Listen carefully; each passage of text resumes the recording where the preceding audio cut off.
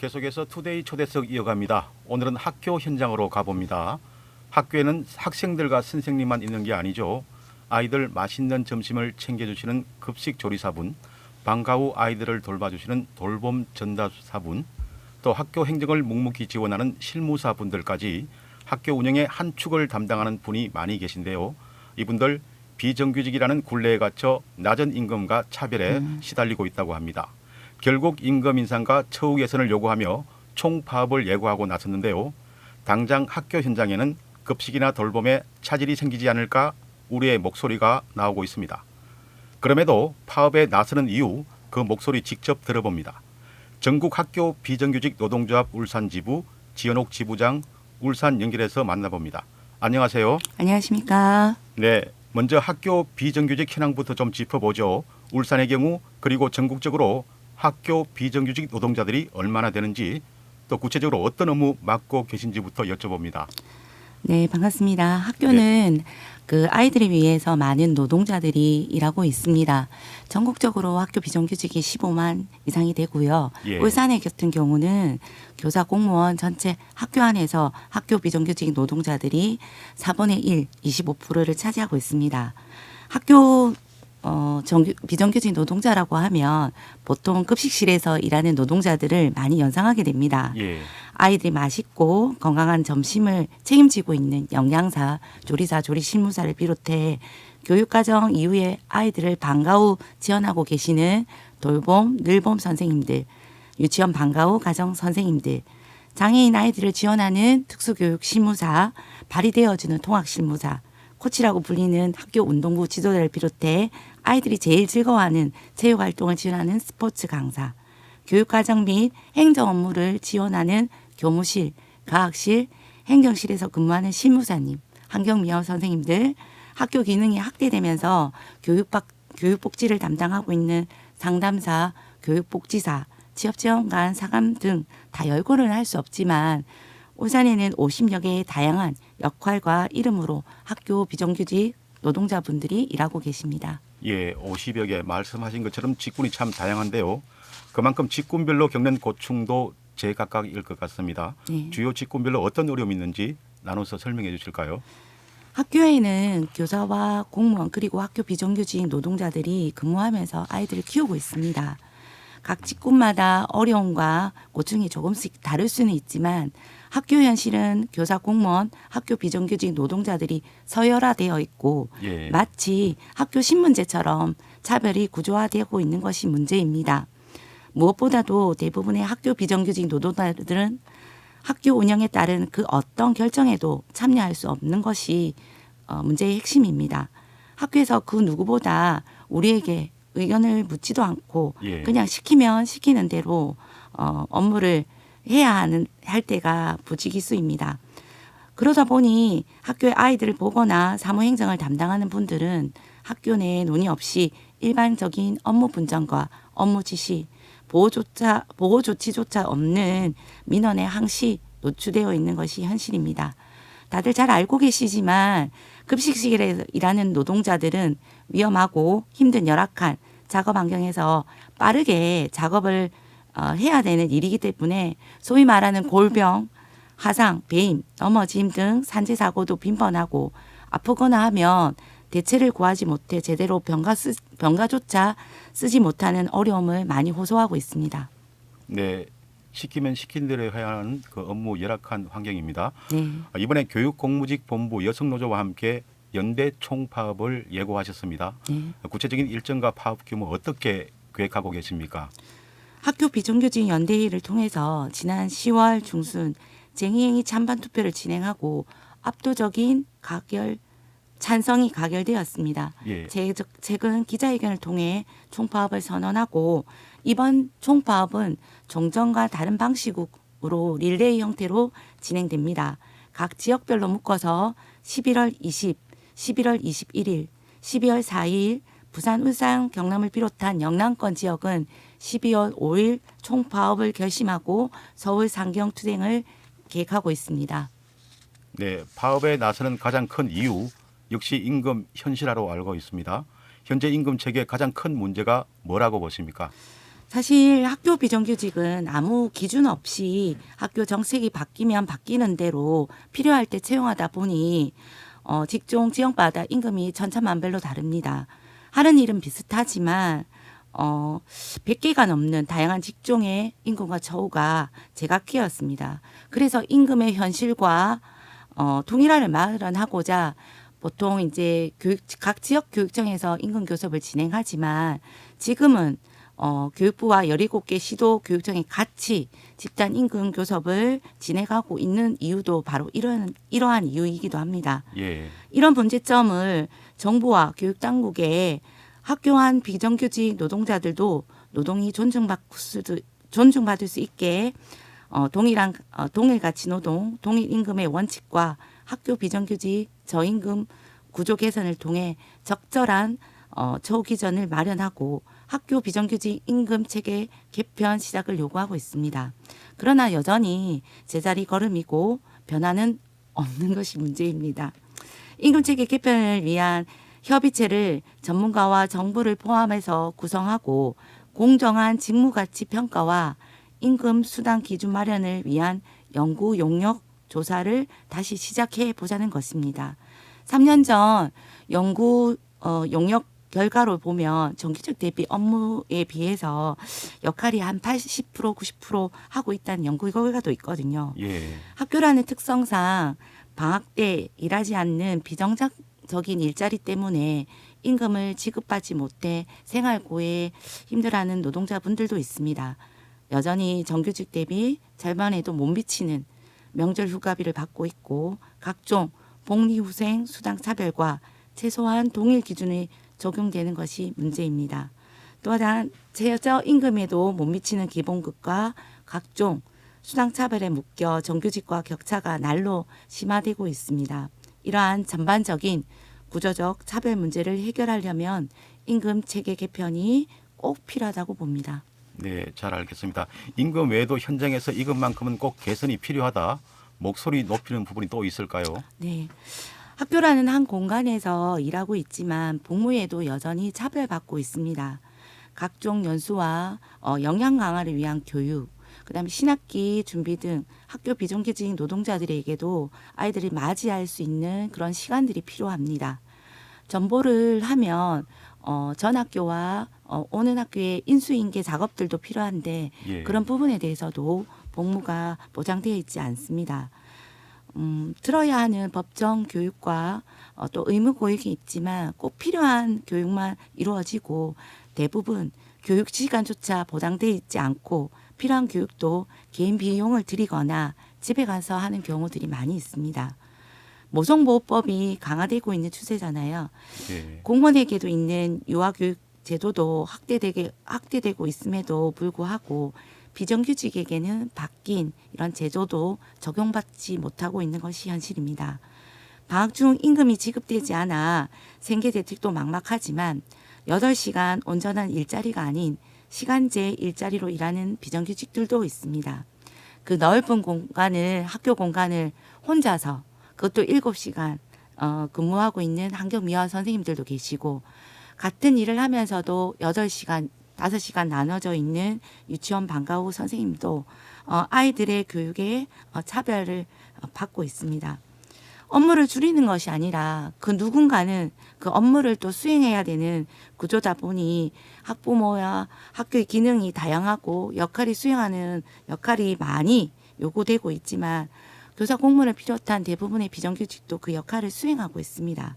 그러나 또 다른 이름인 교육 노동자가 아니라 서비스 영역으로 비용의 부분을 생각하고 있다 보니 복무 개선은 어느 누구도 책임지지 않고 있습니다. 새로운 역할이 부여되고 그에 따른 학교 비정규직 노동자들의 지위와 역할이 커진 만큼 복무만큼 차별은 없어야 된다고 봅니다. 학교 비정규직 노조 지연옥 울산 지부장과 함께하고 있습니다. 많은 분이 공감하시는 게 급식 조리사들의 노동 환경 문제입니다. 네. 환기 시설이 열악해서 폐암 위험에 노출된다는 지적도 계속 나왔었는데요. 이 부분 좀 어떻습니까? 개선이 좀 되고 있는지요? 지금 단계별로 환기시설 공사는 조금 이루어지고 있지만 예. 그 공사는 좀 더디게 전국적으로 진행되고 있습니다.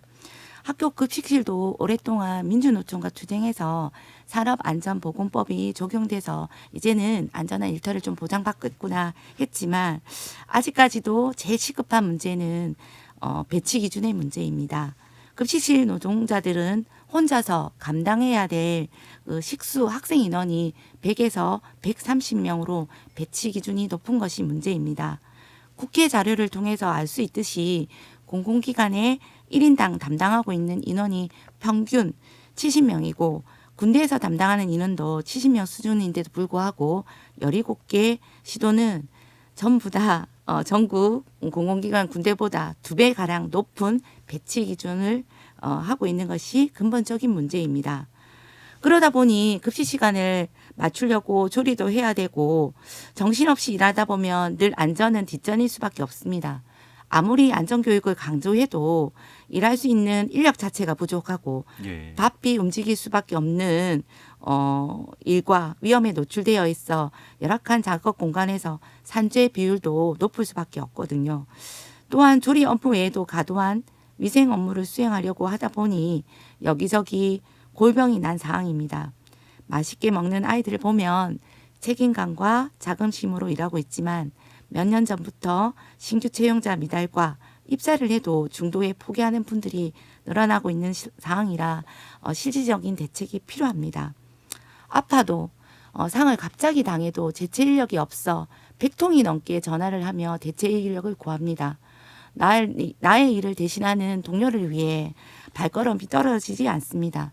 신규자가 입사를 해도 연수 하나 없이 3월이 되는 신학기에 투입이 되어 어깨너머로 눈치껏 작업의 공간에서 업무를 배우고 손발을 익히는 구조다 보니까 산재가 빈번하고 위험에 항시 노출되어 있고 이 비추 기준은 정말 절실하게 요구되는 사항입니다. 앞서 말했지만 급식이 없는 이 방학이 급식 노동자들에게는 정말로 생계가 막막한 혼자서 생계를 꾸려야 할 노동자들은 정말로 막막하기만 합니다. 생계 대책 마련이 시급하다고 봅니다. 예. 파업이 진행되면 당장 급식이 중단되거나 돌봄 공백이 생깁니다. 그 피해는 고스란히 학생과 학부모들에게 돌아가게 됩니다.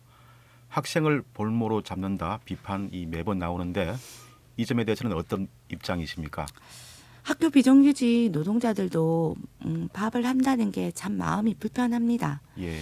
학생과 학부모에게 불편을 감내하며 파업할 수밖에 없는 이유는 정말 절박한 마음입니다. 바꾸고 싶다는 절박한 마음과 우리 아이들에게 대한 책임감입니다. 예. 아이들의 건강한 점심을 위해서 그러나 그 속에서 일하는 학교 비정규직 노동자들이 폐암으로 전국적으로 15분이 사망했습니다.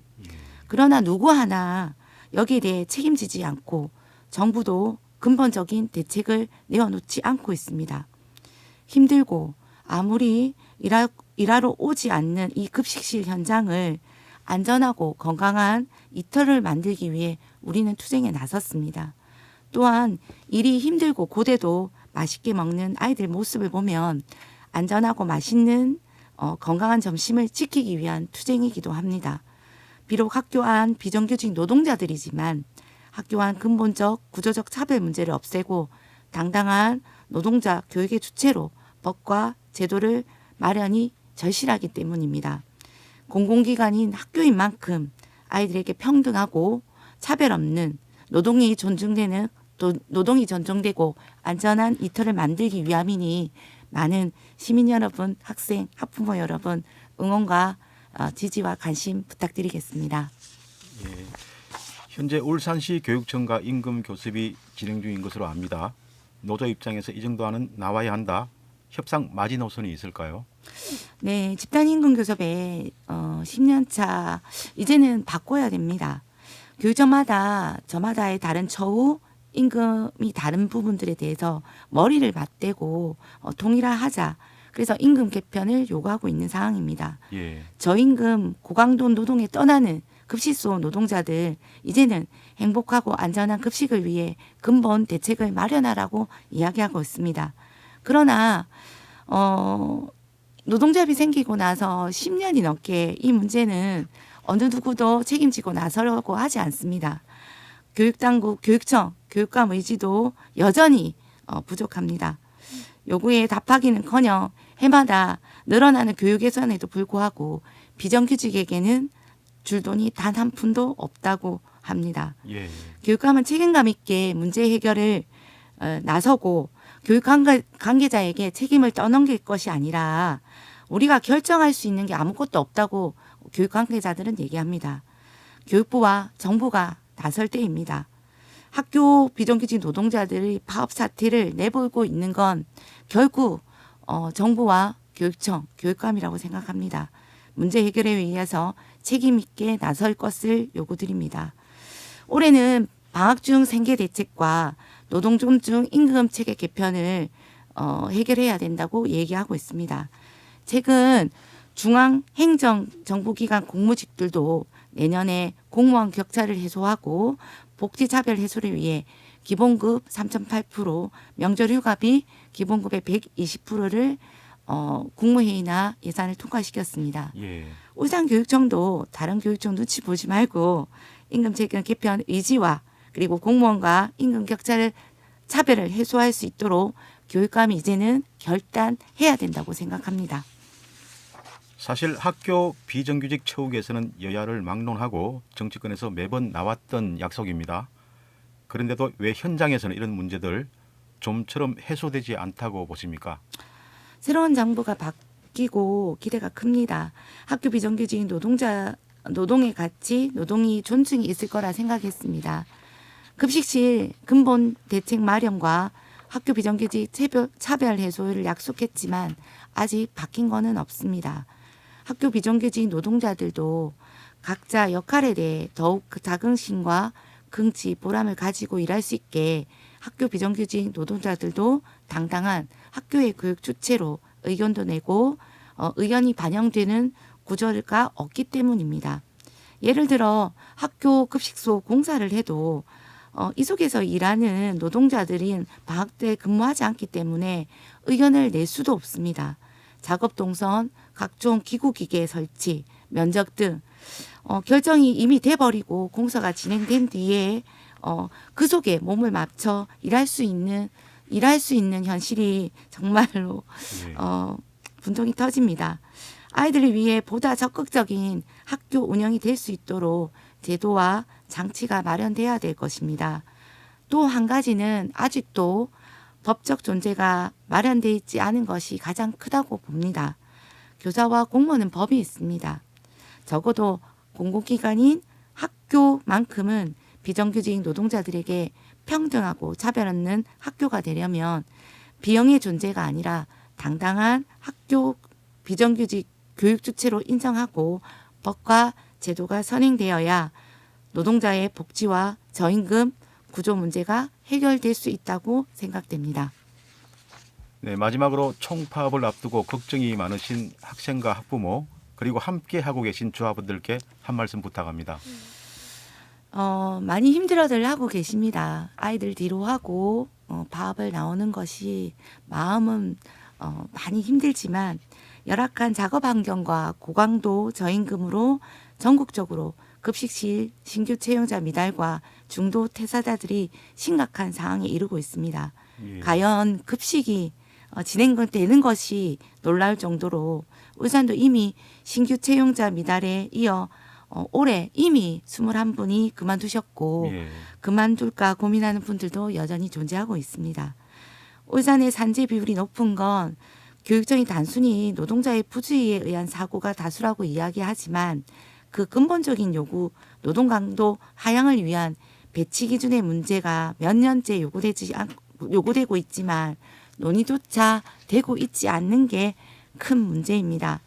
그래서 최근 비정규직 노동조합과 함께 민주노총을 비롯한 시민단체, 진보정당이 급식법 개정을 요구하며 전국적으로 100만 청원운동을 진행하고 있습니다.